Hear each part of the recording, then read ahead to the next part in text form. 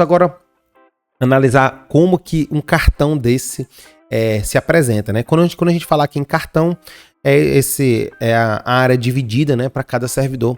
No caso, eu vou pegar aqui o do Anderson nessa lista. Antes da gente entrar, só para que fique claro para vocês, né? Aqui na parte de fora da lista, a gente tem o nome do servidor, no caso aqui Anderson Brito. Se tivesse colocado a foto, apareceria a foto aqui. Como não colocou, a gente tem aqui as iniciais. E aqui a gente tem já do lado de fora, antes de entrar propriamente dita na relação de processo, a gente já tem aqui uma quantidade, né? A gente tem 45 dividido, né, por 179, o que significa dizer que já foram realizadas 45 tarefas do total de 179 tarefas. Então isso aqui é uma boa forma de, mesmo sem olhar a lista de cada servidor, a gente ver se as tarefas já foram realizadas. Então vocês vejam aqui no caso da Ana Carolina, ela tem 2/2. 2/2 significa que todas as tarefas, né, já foram feitas, por isso que ele fica verdinho. E aí o objetivo é fazer com que todos esses cards aqui eles fiquem verdinhos, certo? Então aqui no caso do Anderson, ele tem 45 processos já realizados de 179. E ao clicar aqui, a gente abre, propriamente dito, o cartão do Anderson, trazendo aqui as informações. E o que é que a gente tem nesse cartão, pessoal? Aqui a gente tem as informações das tarefas que foram distribuídas para o Anderson. E aí a gente vai conversar um pouquinho sobre tudo que está disponível aqui. Primeira coisa, logicamente, é o número do processo. Então aqui a gente tem um número do processo. Aqui a gente tem um botãozinho de copiar. Esse botão de copiar serve para que vocês possam copiar o número do processo para lá no PJE acessar essa tarefa e realizar as atividades que precisam ser feitas. Mas a gente também tem uma outra forma de ir diretamente para o PJE, que é clicando aqui nesse ícone do lápis. Clicando nesse ícone do lápis, ele vai abrir o PJE na tarefa que o processo se encontra. Só que ele só vai fazer isso se você já estiver logado, né? Já tiver colocado o seu usuário e senha ou certificado digital e tiver no perfil do órgão julgador da tarefa. Então basta, antes de abrir aqui pelo MAT, deixar o PJE já aberto com seu login realizado. E aí ao clicar aqui no ícone PJE, ele vai abrir a tarefa lá diretamente no PJE. A próxima coluna aqui é a quantidade de dias. Essas quantidades de dias, pessoal, é o dia de paralisação do processo ou da tarefa, né? Então a gente olha aqui sempre a questão da pior data possível do processo. Se o processo tiver sido movimentado há 20 dias, mas a tarefa estiver aberta há 40 dias, a gente vai pegar a data de 40 dias. Por outro lado, se tiver ocorrido o inverso, o processo teve a tarefa movimentada ontem, mas a última movimentação do processo é há 40 dias, a gente vai pegar 40 dias da data da última movimentação. Então essa questão da paralisação, a gente sempre olha essas duas datas do processo. O próximo campo é o de prioridade. Essa prioridade, pessoal, é a que vem lá do PJE, a depender das prioridades que foram cadastradas no processo. Então a gente tem, por exemplo, a prioridade de preso provisório, a prioridade de idoso, prioridade de deficiente físico, e cada uma dessas prioridades ela tem um peso. E esse peso ele é somado aqui para que vocês possam saber se aquele processo é muito ou pouco prioritário. Então se a gente tiver aqui, por exemplo, prioridade 3, significa dizer que ou o processo tem uma prioridade de nível 3 ou ele tem 3 prioridades de nível 1. A gente sempre mostra aqui a soma das prioridades para que vocês possam ter essa noção. Bom, e aqui embaixo o que é que a gente tem? Abaixo do número do processo. Nós temos a primeira coisa, é a tarefa em que o processo se encontra. Então, no caso desse processo, ele está na tarefa de avaliar determinações do magistrado. Aí logo abaixo a gente tem um órgão julgador. Então, nesse caso aqui, esse processo é do juiz de direito auxiliar da 4ª Vara de Família da comarca de Teresina. E aí a gente vai tendo agora mais informações do próprio processo, né? Temos aqui, ó, que o processo é de alimentos, o assunto do processo é alimentos fixação, o tipo de distribuição, como é que esse processo chegou aqui, né? Ele foi distribuído de forma manual por sorteio pelo Anderson, que é o próprio gestor. Aqui tem a data em que a distribuição aconteceu. E aqui tem a última movimentação do processo, que é expedição de outros documentos.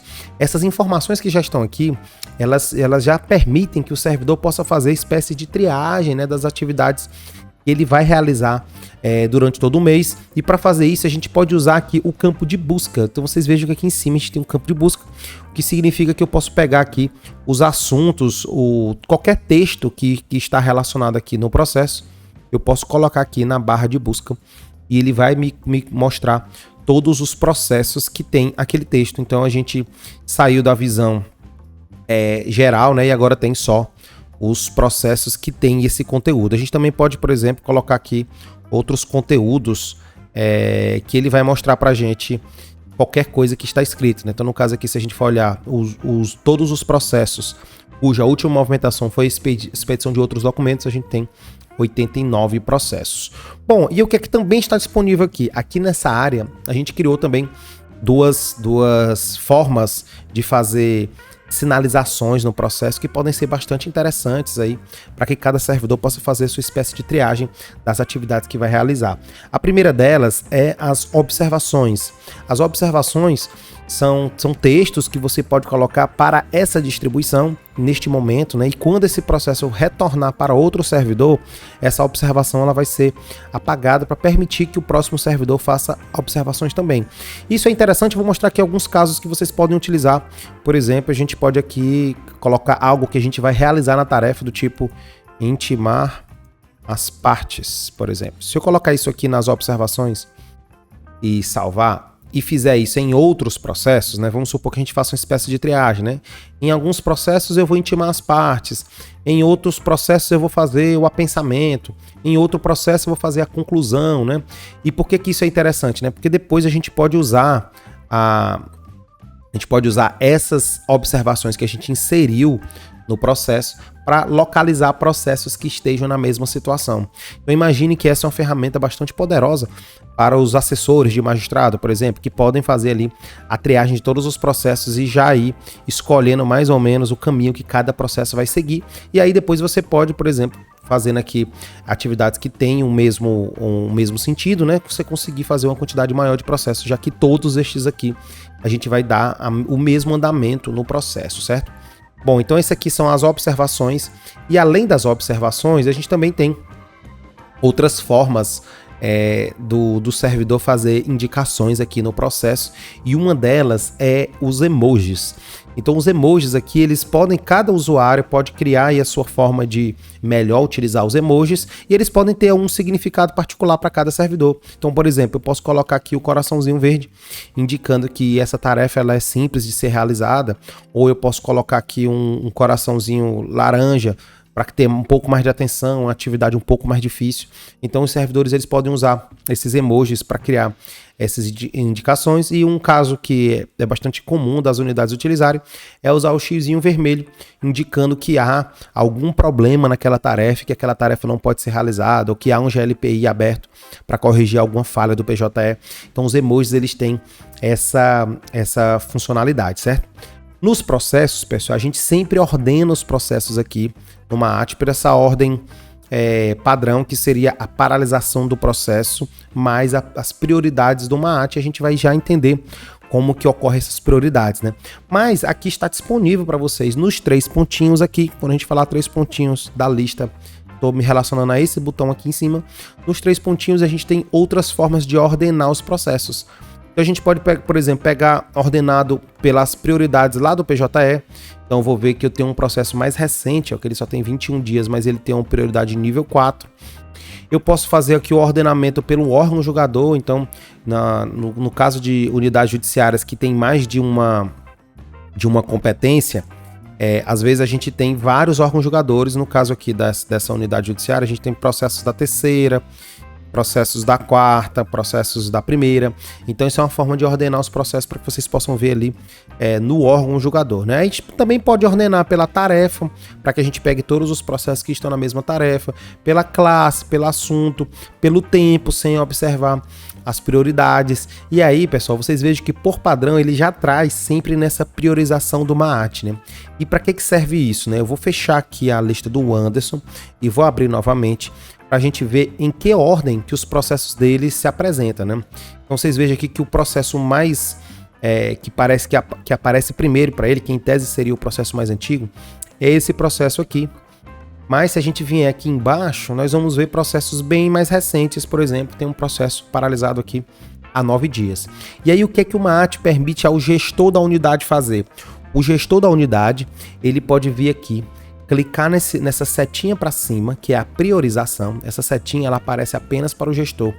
E aí o gestor ele pode, clicando nessa setinha, incluir aqui uma priorização nesse processo. Vamos colocar aqui, por exemplo, pedido urgente de alvará, por exemplo. Vamos colocar assim. Então, imagine que a gente tenha, por alguma razão, a gente fez um atendimento via o balcão virtual, ou o magistrado da unidade recebeu o advogado e aí ficou aí, determinado que esse processo deva receber uma certa prioridade. Então vocês vejam aqui que o gestor ele colocou a priorização, então a gente passa a ter aqui uma frase, ó, pedido de urgente de alvará, e o que é que isso vai trazer na lista, né? Imagine que agora, no dia seguinte ou no mesmo dia, o Anderson vai entrar na lista dele para ver os processos que ele tem pendente para realizar. Quando ele entrar na lista, pessoal, vai aparecer um processo relativamente novo, né, que só tem 9 dias, na frente de um processo mais antigo que tem 71 dias. E por que isso aconteceu, né? Porque o gestor priorizou ali o cumprimento daquele processo. Então essa é uma forma bastante interessante do gestor ele vasculhando, ele fazendo pesquisas nas listas dos servidores e incluindo essas informações de priorização, sem ter a necessidade de trocar ali o WhatsApp ou de mandar um recado para o servidor, mandar e-mail. Então isso é uma excelente forma. E as unidades elas podem utilizar esse mecanismo para, por exemplo, recebi um ofício, um SEI da corregedoria pedindo priorização nos processos de infância e juventude. Então eu posso selecionar os processos e priorizar o cumprimento daqueles processos. A gente vai mostrar depois para vocês como que a gente faz ali a distribuição de processos nesse formato, né, para cumprindo uma sugestão, uma orientação de movimentação e como também priorizar o cumprimento desses processos. Então, por hora, o que a gente precisa saber é que o gestor ele tem essa possibilidade de interferir na ordem que os processos aparecem aqui para os servidores, exatamente buscando essa questão da priorização como uma forma de dar cumprimento aí às situações prioritárias. Bom, então a gente viu aqui mais ou menos como que funciona os processos dos usuários, dos membros da unidade, e a gente ainda tem aqui algumas funcionalidades aqui dentro desse perfil, né? A gente tem no canto, na parte inferior, as tarefas finalizadas, né? Então aqui o Maat ele vai exibir por padrão apenas as tarefas que estão pendentes de serem realizadas, que no caso aqui a gente tem 134 tarefas. As 45 tarefas que já foram realizadas, elas ficam em outra área, elas ficam aqui embaixo em tarefas finalizadas. E aí se a gente clicar aqui, é que ele vai relacionar todas as tarefas que já foram realizadas e vai dizer aqui a data em que elas foram feitas, né? Então isso aqui é só para a gente separar o que foi feito do que não foi feito. Uma outra funcionalidade que a gente tem aqui é como é que o servidor indica para o Maat que ele já fez tudo o que precisava fazer nos processos, né? E isso, pessoal, ele vai fazer a partir desse botãozinho aqui, que é o botão que indica que a tarefa já foi realizada, né? Então o servidor ele vai clicar nesse botão e aí nesse momento o Maat ele vai lá no PJE e vai ver se de fato a atividade já foi feita. Se ela tiver sido feita, ele vai permitir que a gente marque e aí fica um processo a menos. Se não tiver feito, ele vai aparecer essa mensagem, né, de que você primeiro precisa realizar a atividade lá no PJE para que você possa marcar como feito, né? Pode surgir uma dúvida de por que o Maat ele não marca automaticamente os processos, né? Por que ele não marca automático? Porque muitas das vezes as atividades que estão nos processos são atividades complexas, né, que exigem a realização de mais de uma tarefa. Então a gente entendeu que se marcasse automaticamente, você poderia ali perder a referência de uma determinada atividade que teve o cumprimento ainda parcial. Então é por essa razão que vocês precisam marcar aqui quando as atividades estão encerradas. Mas não se preocupe, se eu fiz a tarefa no PJE e esqueci de marcar, você não vai precisar depois voltar marcando de uma por uma, porque há uma funcionalidade já pensada para isso, que ele tenta finalizar todas as tarefas que foram finalizadas e ficarem abertas. Então isso aqui é mais para vocês terem um controle pessoal das atividades que já foram feitas dentro de um determinado processo. Então a gente meio que explorou tudo que está disponível aqui na lista do usuário, mas agora a gente tem algumas funcionalidades a mais que só podem ser acessadas clicando no número do processo. Então quando a gente falar assim, entrem no processo no Maat, né, na verdade seria, ao clicar aqui no número do processo, ele abre uma nova janelinha com algumas funcionalidades. E aqui a gente tem algumas informações também sobre o processo, né? E o que eu quero trazer para vocês aqui de mais enfoque é essa questão aqui do histórico das tarefas. Então nessa área é possível, ao clicar aqui em exibir histórico, ver por onde esse processo já passou no MAAT e com qual pessoa. Então aqui eu tenho, por exemplo, que esse processo, a primeira vez que ele entrou no MAAT, aqui ele entrou na lista de paralisados da Corregedoria para a Bárbara Leopoldino, né? E ela foi por prevenção. Depois ele passou pelo Helder Araújo, em automático por prevenção, e agora ele tem avaliar determinações do magistrado com antes. Então isso aqui pode ser bastante interessante para vocês verem essa questão do histórico de por onde o processo passou. E também isso aqui é importante porque nas listas é possível fazer a distribuição de processos por prevenção. Essa prevenção ela é bastante semelhante ao mecanismo criado pelo CPC para os magistrados, e a ideia é fazer com que o processo que já passou por um servidor, se for do interesse do gestor naquela lista, ele voltar para o mesmo servidor que analisou anteriormente, né? Então a ideia disso é, por exemplo, imaginem que lá no gabinete do magistrado, o assessor que analisou a liminar de um processo, em tese ele vai ter uma facilidade maior, né, para analisar ali no momento de fazer uma minuta de decisão, de sentença, do que um servidor que ainda não analisou aquele processo nenhuma vez. Então essa funcionalidade da prevenção, ela se utiliza exatamente desse histórico, né? Ele vê, por exemplo, se a prevenção tivesse ligada aqui, o Helder teria recebido esse processo, já que ele recebeu o processo. A última vez foi ele que recebeu o processo. Então essa prevenção ela pode ser habilitada ou não em cada lista. Então existem situações que faz todo sentido você utilizar a prevenção, existem outras situações que é irrelevante usar isso, então fica a cargo do gestor escolher se ele vai ou não habilitar a prevenção ali dentro do processo, né? Aí aqui logo abaixo a gente tem o atribuir a, isso aqui, pessoal, aparece para o gestor e permite que o gestor possa trocar esse processo de um servidor para outro, né? Então, essa aqui é a forma que o MAAT tem de, se for o caso, às vezes, por alguma razão, o servidor, o próprio magistrado determina que um determinado servidor realiza aquela tarefa, aquela atividade. Então, é aqui que o gestor vem e troca o processo. Então, se eu vier aqui e botar, por exemplo, João Pedro, clicar em salvar, ele já vai trocar automaticamente o processo, né? Para os servidores que não são gestor, nessa mesma área aparece a possibilidade de solicitar essa redistribuição. Então aqui aparece solicitar redistribuição, é da mesma forma, você clica aqui, escolhe uma pessoa e aí aparece uma justificativa. E aí você vai justificar, olha, gestor, eu preciso que o processo vá para o Leandro, porque ele realizou ali um formal de partilha e, portanto, é mais fácil dele corrigir o ato, por exemplo. Você bota essa frase e o gestor, se ele aprovar ou não, vai ocorrer essa troca de processo, certo? Então aqui é onde ocorre a troca de processos. E o último campo, pessoal, é o campo das anotações.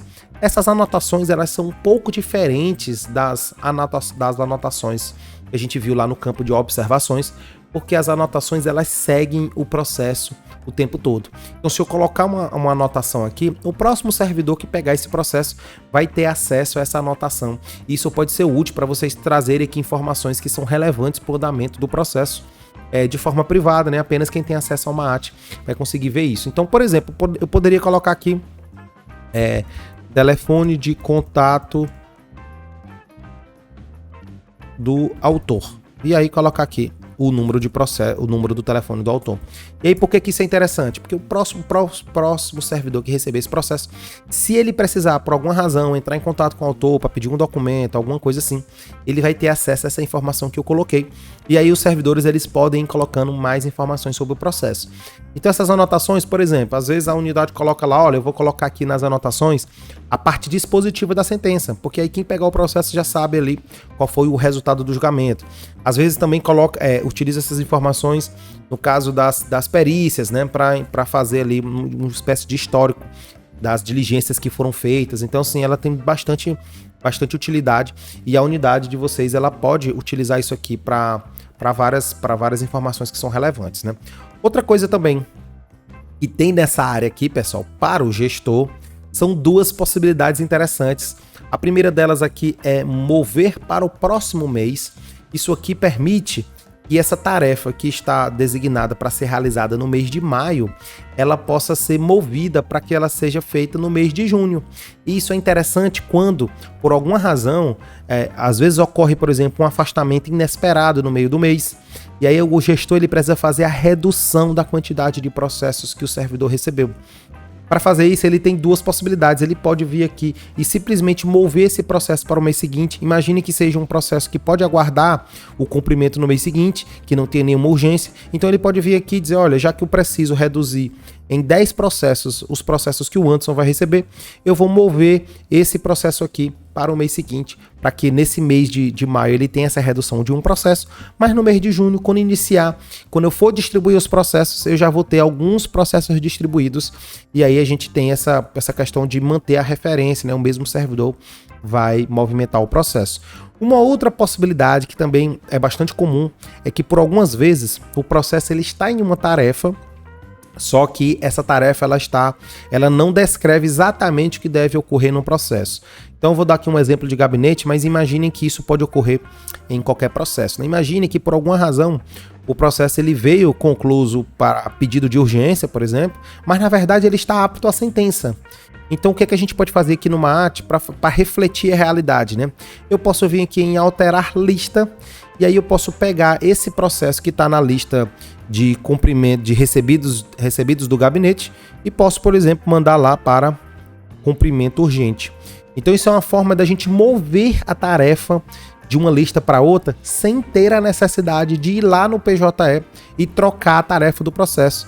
E aqui a ideia é exatamente a gente racionalizar nossas atividades, né? Não realizar um ato desnecessário lá no PJE, já que é possível fazer aqui. Nesse momento que a gente vai trocar o processo de lista, também ele permite fazer a troca do membro, né? Então posso, por exemplo, imagine que o Anderson indica para o gestor que esse processo é de cumprimento urgente, só que o próprio Anderson ele não está na lista de cumprimento urgente. Então como é que a gente vai fazer aqui? A gente vai escolher um membro, e aqui ele vai mostrar todos os membros que estão nessa lista urgente. Eu escolho um determinado membro, escolho o mês, né? Se eu quiser fazer nesse mês ou no mês seguinte, posso escolher o mês e clico aqui em mover, ele vai fazer essa troca. Uma outra possibilidade também que está disponível é não selecionar aqui nenhum servidor. Então se a gente não selecionar, ele vai fazer por sorteio, né? Então, no momento aqui, se a gente não selecionar um membro, ele vai escolher um dos membros e vai mover esse processo. Por que essa questão de mover processos é interessante, né? Porque quando a gente move o processo, imagine essa situação que a gente está aqui descrevendo, né? Se esse processo é uma liminar, um de cumprimento urgente, e o Anderson não realiza cumprimentos urgentes, ao remover esse processo da lista e colocar na lista de liminar de um outro servidor, aquele servidor vai receber um processo, e na próxima distribuição ele fica fora da distribuição para que ocorra o equilíbrio da quantidade de processos. E o Anderson, na lista dele, agora ele está com um processo a menos. E aí na lista dele ele vai receber um processo a mais, fazendo essa compensação entre listas, né? Então, esses são recursos bastante interessantes que permitem exatamente essa questão da melhor divisão da carga de trabalho entre os servidores. Então a gente já viu aqui a aba interna de processos, né?